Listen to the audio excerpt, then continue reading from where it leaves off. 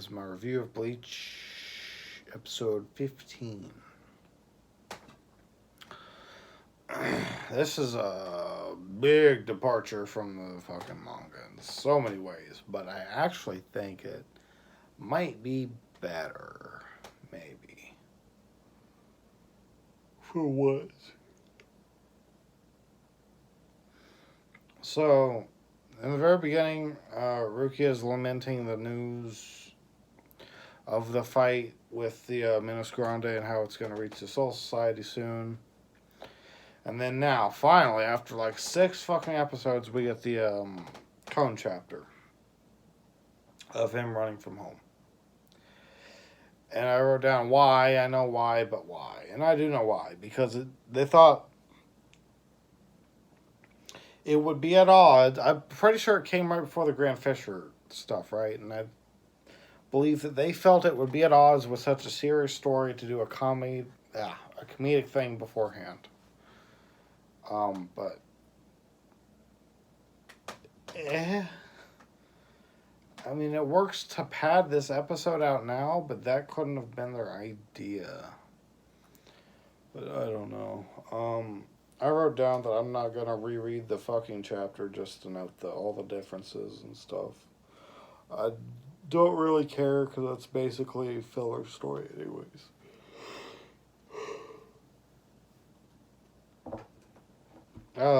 We get filler of Ichigo trying to get Rukia out of the closet, and it's taking her a while to come out, and then she comes out. Rukia is being very distant.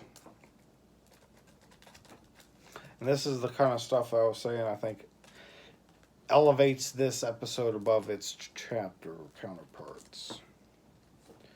For the scene where Kon lays down for Orihime's friends and he wants them to pick him up, they played the synth music where it's like... I don't know why the fuck they picked that song, because that's like a foreboding type of music. Like if there's a hollow nearby and it's hunting them, they'll play that. But they did it for Kon here. The scene of the...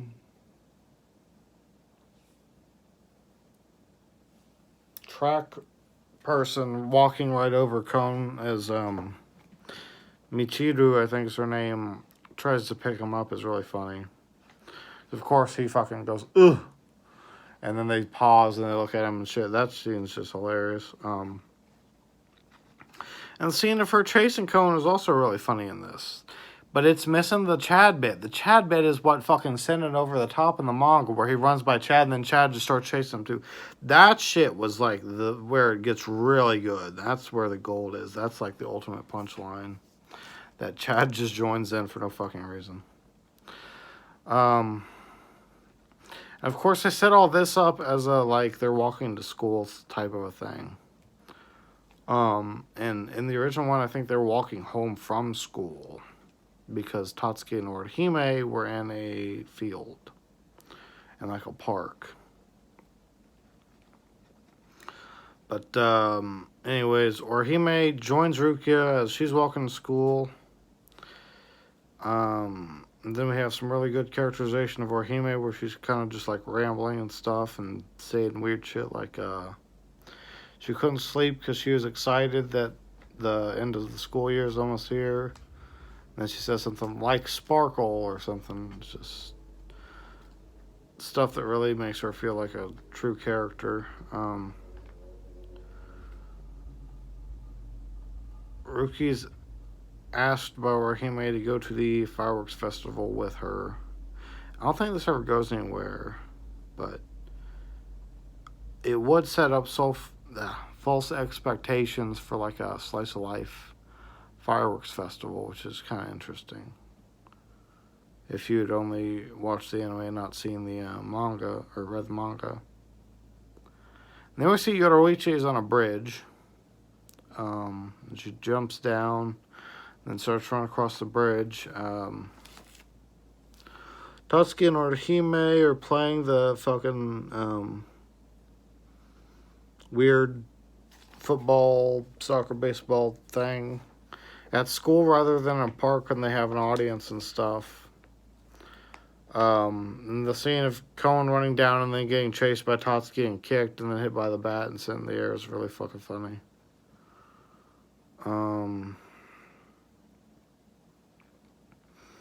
Everyone's cheering.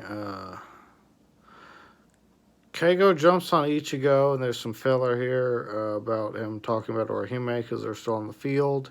Uryu hasn't been seen in school yet, and instead Keigo and Mizuhiro talk about Keigo seeing him fighting in the Minas Grande in the park, but they were talking about it in this like little track shed that Ichigo's in.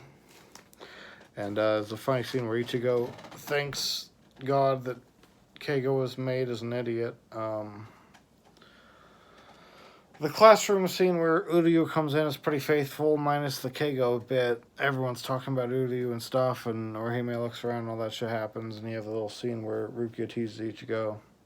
Then we have the scene where Rukia's sitting up in the tree, and she's actually thinking about the filler Shinigami dude, Ekichiru Saido, the one that was helping them fight Grand Fisher.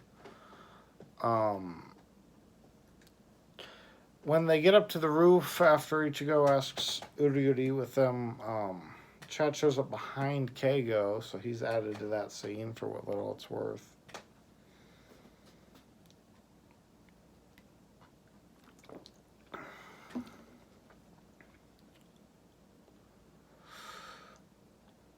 Then they moved the scene where Orihime's friends are talking to Rukia here rather than later, which I think actually is better. And this is really where I think the improvement over the chapters is. Because we're getting all of Rukia's thoughts and feelings real time rather than in retrospect and already having seen the result. You know, you don't know exactly what she's going to do yet. You don't know 100% what's bothering her. You kind of do, but you kind of don't.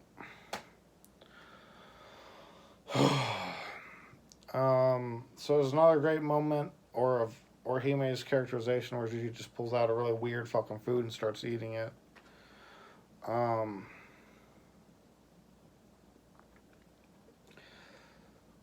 The scene where Orihime was saying that her and Rukia could both pursue Ichigo and it'd be a better thing for him is like taken super overboard, and she just says all of her friends could be chasing Ichigo.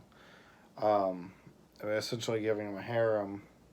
And I think that's like the anime staff taking a shot at harem manga and anime, but I'm not 100% sure. That's what it seems like, though. Just that, like, well, if you like him, I like him, then everyone will like him. Because that is how those usually go.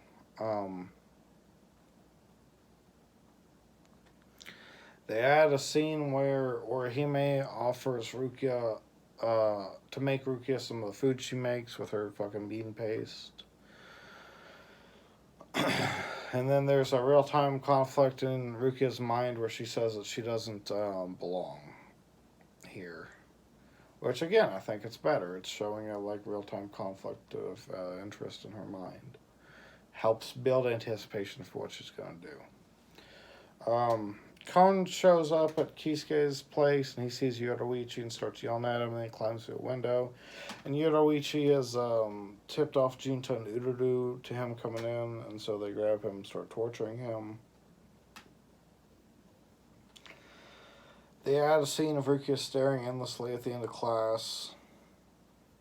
And they have the acoustic guitar playing the da-da-da-da-da-da,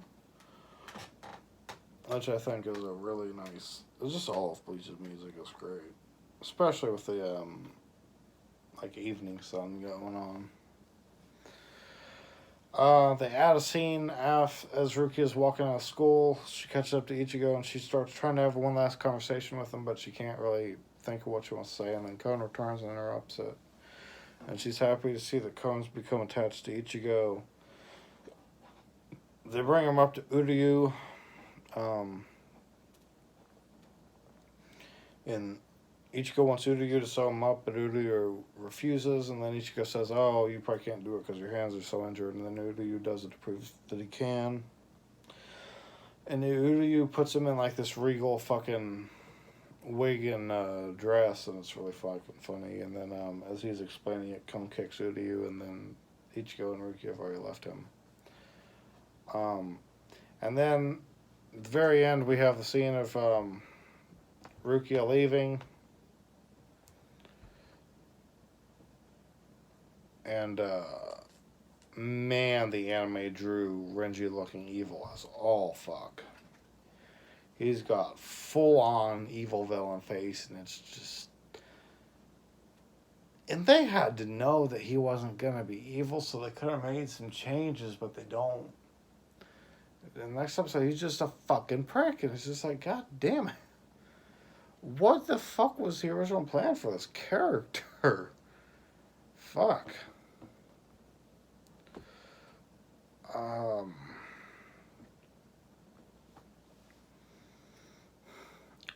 But like I said, I think this is one time where I can say that this anime episode is actually better than reading the manga. It's set up so different. So if you were to... It's like you can watch this episode of anime or you can read one chapter of a manga, right? Because the second chapter of the manga, which still has like some of this material, also has the conflict with Byakuya and Renji. So it's just weird. And then they interspliced the Cone chapter, and it's just weird. But I think that this episode handled this material better. Even if it's disjointed as all fuck. I just like that real-time conflict of whether or not Rukia wants to leave, rather than knowing that she left and then seeing the conflict play out post-haste.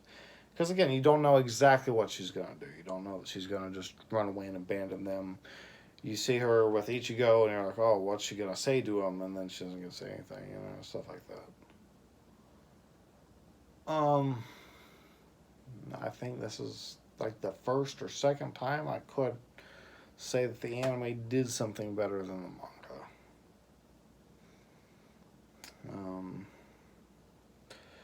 And since we're getting into the fucking Soul Society shit, hopefully I can start seeing that more. Since I'm more familiar with the anime anyways, but that remains to be determined.